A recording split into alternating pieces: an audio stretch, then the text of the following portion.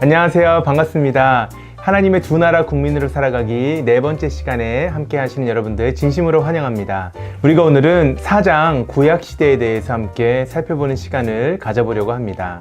우리가 구약시대의 이야기를 통해서 하나님의 두 나라가 어떻게 발전해 나갔는지를 이해해보고 그것을 바탕으로 해서 신약시대에 하나님의 백성이 이 세상을 살아가면서 이 세상의 문화에 참여하는 그 모습을 나그네 같다라고 이야기했을 때 과연 그 의미가 무엇인지를 함께 이해해보는 시간을 가져보려고 합니다. 우리가 사장을 시작하면서 다시 한 번 더 하나님께서 두 나라를 이렇게 세우신다라고 정리해보고 지나가기를 원합니다. 하나님은 두 언약으로 두 나라를 세우신다. 하나님이 노아와 맺으신 언약은 창세기 9장에 나와 있죠. 이것은 일반 나라를 정식으로 세우고 규정하는 것입니다. 그리고 하나님이 아브라함과 맺으신 언약 창세기 15장과 17장에 나와 있습니다. 이 언약은 구속의 나라를 정식으로 세우고 규정한다라고 할 수 있습니다. 자, 이렇게 하나님의 두 언약으로 세워진 두 나라는 오늘 사장을 살펴보게 되면 영적 대립과 문화적 공통성을 가지고 있는 그러한 나라를 우리가 이야기할 수가 있습니다. 우리 책 101페이지를 보시면 영적 대립에 대해서 이렇게 설명하는 부분을 확인할 수가 있어요. 삶에서 본질적이고 가장 중요한 일들이 문제가 될 때 여자와 연합한 사람들은 뱀과 연합한 사람들과 서로 대적하는 원수 사이다. 여자와 연합한 사람들은 뱀과 연합한 사람들과는 다른 것을 믿고 다른 주인을 섬기며 다른 운명, 구원 혹은 정죄죠.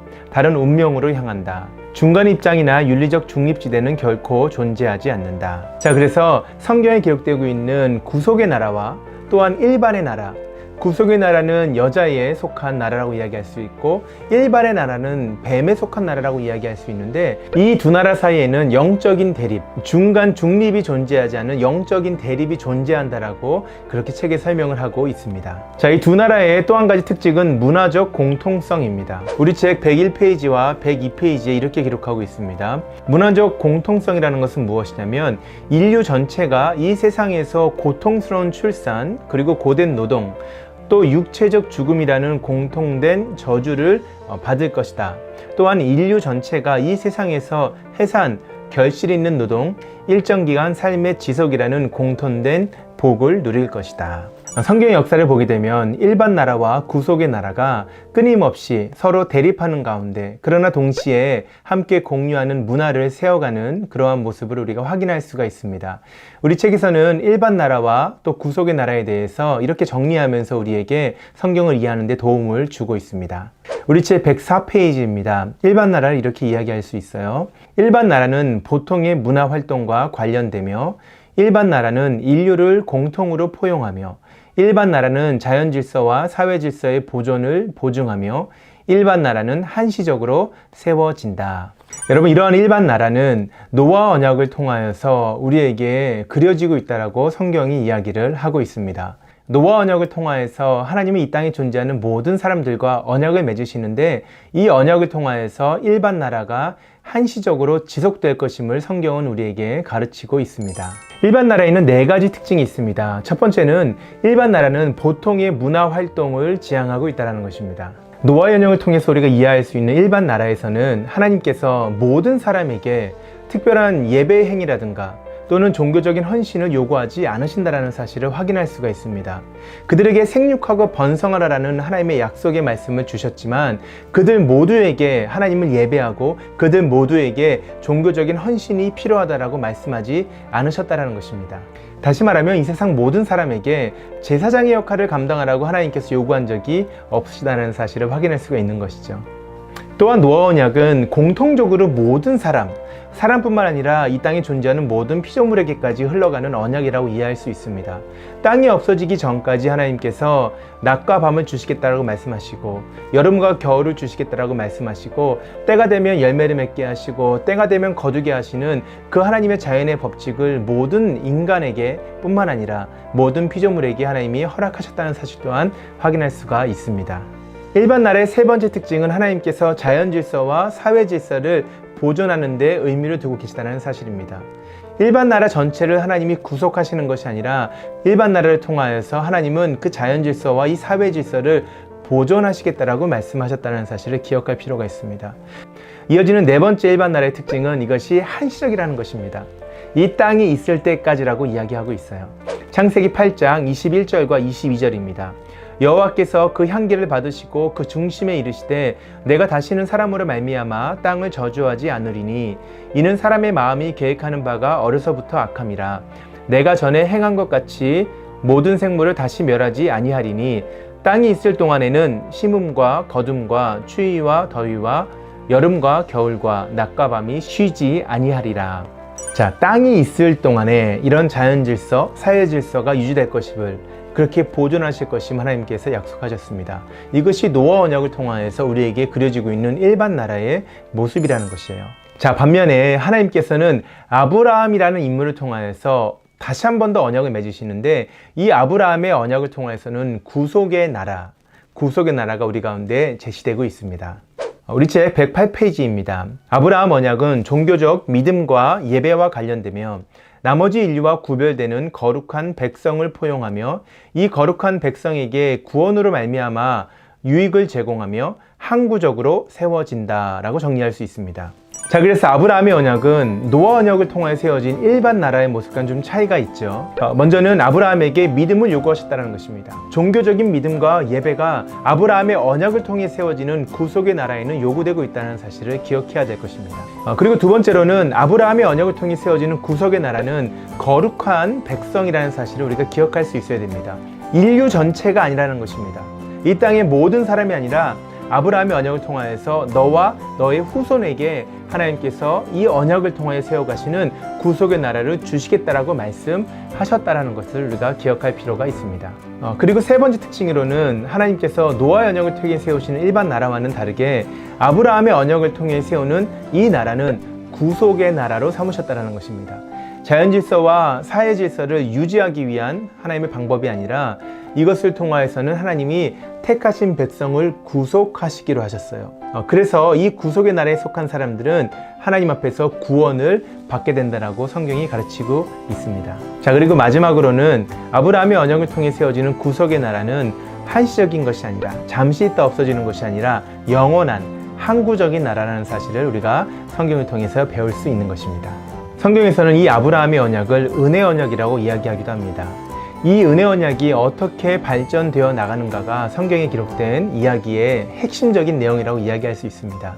우리는 아브라함 시대에 씨앗처럼 존재하던 이 은혜 언약의 모습이 예수님의 초림과 또 재림을 통하여서 완성된 하나님 나라의 모습으로 제시되고 있음을 성경에서 확인할 수가 있는 것입니다. 우리 책에서는 아브라함이 두 나라의 백성으로 살아간, 일반 나라에도 속해 있고 동시에 또 구속의 나라에 속해 있는 백성으로 살아갔다라고 이야기를 하면서 이 아브라함의 모습을 통하여서 오늘 살아가는 우리의 모습을 비춰볼 수 있도록 돕고 있습니다. 그리고 한 걸음 더 나아가서는 성경에 기록되고 있는, 특별히 구약 성경에 중요하게 다뤄지고 있는 바벨론 포로기의 모습을 통하여 일반 나라인 이 땅 가운데 살아가는 우리의 모습 가운데 과연 우리가 어떻게 하나님의 나라, 구속의 나라에 속한 백성으로 살아갈 수 있는지에 대해서 제시하고 있다는 것입니다. 우리 책 123페이지와 124페이지에 이렇게 기록하고 있습니다. 바벨론에서의 타향살이에 대해서 이렇게 이야기할 수 있어요. 70년 동안 바벨론에서 나그네로 살 운명이었으며 보통의 문화생활을 수행하고 약속의 땅을 짓밟는 바로 그 민족의 평안을 구해야 할 의무가 있었다. 그러나 이스라엘 자손은 참되신 하나님께 대한 종교적 헌신에서 바벨론 사람과 여전히 구별되어야 하고 가나안 땅으로 다시 돌아가려는 소망을 붙들어야 할 의무가 있었다. 이스라엘 백성이 바벨론 포로로 살아갔다는 사실을 우리가 기억해 볼 때 그 바벨론 땅에서 이스라엘 백성은 70년이라는 정해진 시간을 살아갔다는 것입니다. 마치 우리가 이 땅 가운데 살아가는 시간과 비슷할 수 있겠죠. 그리고 온 인류가 이 땅 가운데 땅이 지속되는 동안 존재하게 되는 그 시간과 우리가 빗대어 설명할 수도 있을 것입니다. 그 70년의 시간 동안에 바벨론이라는 문화 가운데 일반 나라의 문화에 속해서 살아갔던 그 백성이 단순하게 일반 나라의 문화에만 속했던 것이 아니라 하나님의 약속의 땅이었던 가나안 땅으로 돌아가야 될 그 소망을 가지고 살아갔다라는 사실을 우리가 성경을 통해서 확인할 수가 있는 것입니다. 우리 책에서는 그 일반 나라 바벨론 땅에 살아갔던 이스라엘 백성의 모습 가운데 구속의 나라, 약속의 땅 가나안 땅으로 가야 되는 소망을 붙들고 살았던 모습을 빗대어서 우리에게 이 땅을 살아가는 우리의 모습을 이야기하기를 원하는 것입니다. 자, 그러면서 우리 책에서 다니엘과 세 친구들의 이야기를 통해서 우리에게 좋은 교훈을 주고 있습니다. 125페이지입니다. 다니엘과 세 친구는 바벨론을 바벨론이 아닌 다른 무엇으로 바꾸려고 시도하지를 않았다라는 것이에요. 다니엘과 세 친구는 바벨론을 새 예루살렘으로 변모시키기 위해 노력함으로써가 아니라 바벨론을 섬김으로써 하나님을 섬겼다라고 이야기합니다. 여러분, 이것이 너무나 중요한 것입니다. 일반 나라에 속했던 바벨론의 포로기에 있었던 이스라엘 백성의 모습 가운데 우리는 다니엘과 세 친구의 모습을 생각할 수 있을 것입니다. 다니엘과 세 친구들은 그 땅에서 교육을 받았고 그 땅에서 인정을 받았고 그 땅에서 나라를 섬길 수 있는 그러한 자리에서 일을 했던 사람들이었죠. 그러나 그들이 바벨론이라는 땅 자체를 하나님의 나라로 바꾸려고 하지 않았다라는 것입니다. 바벨론의 왕을 무너뜨리고 그 가운데 하나님을 섬기는 왕을 세우고자 하지 않았다라는 것입니다. 그들이 그 땅 가운데 하나님을 섬겼던 모습은 바벨론이라는 나라를 섬김을 통하여서 그 모습 가운데 하나님을 섬기는 것을 우리가 성경에서 확인할 수 있다라는 것입니다. 다니엘과 세 친구들이 바벨론 땅 가운데서 바벨론의 문화 가운데 적응하고 바벨론의 문화 가운데 열심히 참여했던 자의 모습뿐만 아니라 또 우리 책에서는 이렇게 그들의 모습을 이야기하고 있습니다. 비록 다니엘과 다니엘의 세 친구가 바벨론의 사회생활에 깊이 관여하기는 했지만 그들은 하나님께 바치는 더욱 고귀한 충성을 양보하거나 구속의 나라의 시민으로서 가진 소망을 버릴 생각이 없었다는 것입니다.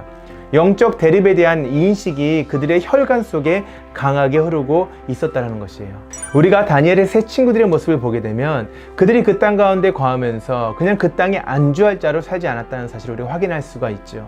우리 책에서는 이 다니엘과 세 친구들의 모습을 통하여서 타향살이를 하고 있지만 바벨론이라는 땅 가운데서 살아가고 있지만 나그네로 살아가고 있고 거리민으로 살아가고 있지만 그 땅 가운데 속해 있는 것처럼 보이지만 그들의 삶 가운데 가장 중요한 부분, 그들의 혈관 속에 흘러가고 있는 하나님이 약속하신 땅에 대한 소망, 그 소망이 다니엘과 세 친구들의 삶 가운데 보였다라고 이야기를 하는 것입니다.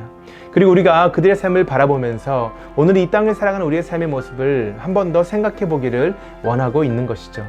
그들이 바벨론 땅 가운데서 참 열심히 살았습니다. 그러나 그 땅 가운데 속한 자로 살지 않았습니다. 그들의 삶의 중심에는 언제나 하나님이 계셨고 세상의 법보다는 하나님의 법에 먼저 순종하고 따르고자 하는 마음이 있었다는 것입니다.